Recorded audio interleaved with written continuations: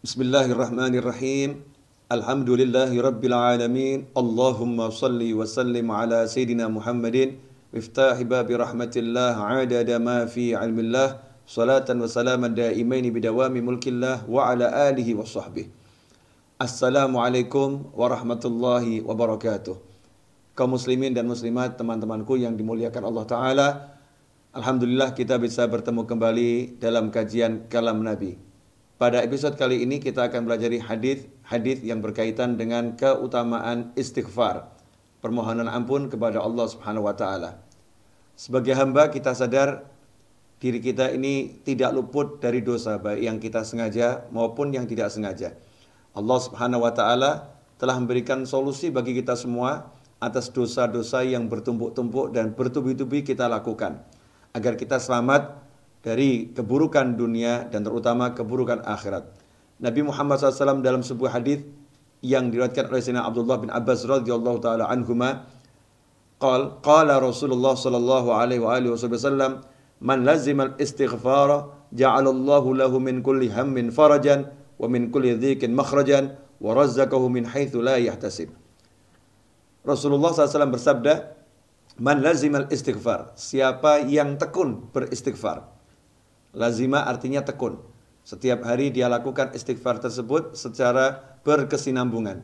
Man lazimat istighfar, siapa yang mau beristighfar secara berkesinambungan, secara tekun, maka Allah Ta'ala memberikan kepadanya beberapa hal. Yang pertama, ja'alallahu lahu min kulli hammin farajan. Setiap kali dia mengalami ham, kesuntukan, kesumpekan, maka Allah Ta'ala memberikan jalan keluar untuknya. Kemudian yang kedua, wa min kulli dhikin makhraja, dan setiap kali dia mengalami kesempitan, kesulitan, maka Allah memberikan jalan keluar pula untuknya, yaitu solusi bagi segala permasalahan tersebut. Wa razaqahu min haitsu la yahtasib, dan yang ketiga, Allah Ta'ala memberinya rezeki dari arah yang tidak pernah bisa dia perkirakan, dari arah yang tidak diduga-duganya. Kaum muslimin dan muslimat, hadis ini diriwayatkan oleh banyak periwayat. Di antaranya Imam Abu Dawud, Imam Hakim, kemudian Imam Nasai, Ibnu Majah, Imam Baihaqi. Rasulullah SAW mengajarkan kepada kita untuk tekun istighfar, dan Allah Ta'ala menjanjikan dengan istighfar tersebut bukan cuma dosa yang diampuni. Dalam hadis ini kita tidak melihat adanya kalimat Allah akan mengampuni dosanya, karena orang yang istighfar insya Allah istighfarnya diterima oleh Allah dan diampuni dosanya. Justru Allah memberikan semangat agar kita mau istighfar. Luar biasa Allah kita ini, maha sayangnya kepada kita, maha pengampunnya kepada kita. Kita yang berbuat dosa dimotivasi untuk minta ampun, dan kalau kita mau minta ampun, kita diberi bonus oleh Allah Ta'ala. Kita diberi oleh Allah Ta'ala banyak pahala. Kita diberi oleh Allah Ta'ala solusi untuk masalah kita. Bahkan yang menjadi ketakutan banyak umat manusia, yaitu masalah rezeki, justru istighfar inilah yang menjadi jalan untuk terbukanya pintu-pintu rezeki. Dalam hadis yang lain, Rasulullah sallallahu alaihi wasallam bersabda, qala Rasulullah sallallahu alaihi wasallam, ma min muslimin ya'malu dhanban illa waqafa al-malaku 3 sa'at, fa in istaghfara min dhanbihi lam yaktubhu alaihi wa lam yu'adzibhu Allah yaumil qiyamah. Rawahul Hakim. Dalam hadis yang lain Nabi Muhammad SAW bersabda, setiap kali seorang muslim berbuat dosa, apapun dosanya itu, waqafal malaikah, maka malaikat, waqafal malaku, maka malaikat yang bertugas mencatat dosa berhenti, tidak segera mencatat dosanya. Dilihat dulu, 3 saat, selama 3 saat. 3 saat ini tidak ada penjelasan yang pasti, 3 menit, 3 jam, atau 3 hari. Yang jelas ada batas waktu penundaan, tidak langsung dicatat dosa tersebut. Waqafa 3 saat. Kemudian fa in istaghfara min dzanbih. Kalau ternyata sebelum 3 saat itu berlalu, dia sudah minta ampun kepada Allah Ta'ala atas dosanya, maka malaikat tersebut dilarang untuk mencatat dosa itu.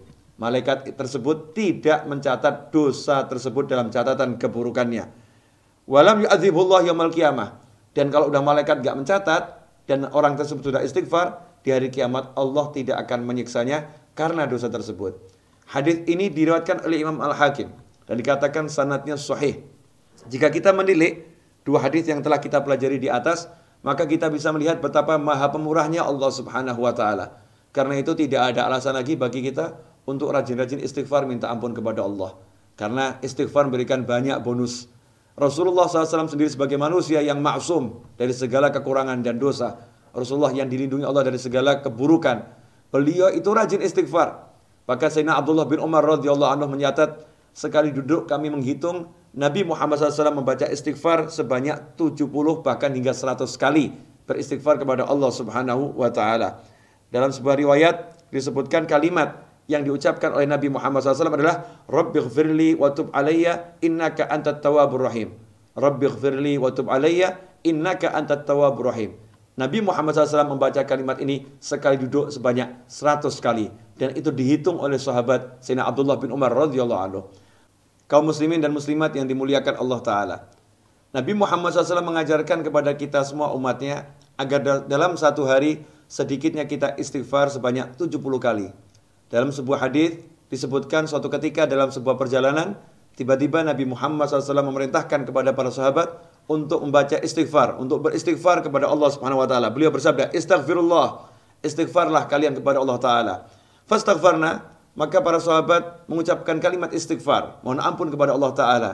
Pada saat itu pula Nabi SAW bersabda, "Atimmuhunna sab'ina marrah." Hendaknya kalian sempurnakan istighfar kalian sebanyak 70 kali. Maka para sahabat pun menyempurnakan istighfarnya sebanyak 70 kali. Lantas Nabi Muhammad SAW bersabda, "Ma min abdin wala amatin yastaghfirullaha fi yawmin sab'ina marrah illa ghafarallahu lahu sab'ami'ah dhanbin wa qad khaba 'abdun aw amatun 'amila fi yawmin wa lailah akthar min sab'ami'ati dhanbin." Rawahu Ibnu Abi Dunya wal Baihaqi wal Asbahani. Ma min abdin, tidaklah seorang hamba siapapun itu, wala amatin, laki-laki maupun perempuan, yastaghfirullaha fi yawmin sab'ina marrah, dalam satu hari istighfar minta ampun kepada Allah sebanyak 70 kali, illa ghafarallahu lahu sab'ami'ah dhanbin, melainkan Allah Ta'ala mengampuni 700 jenis dosanya.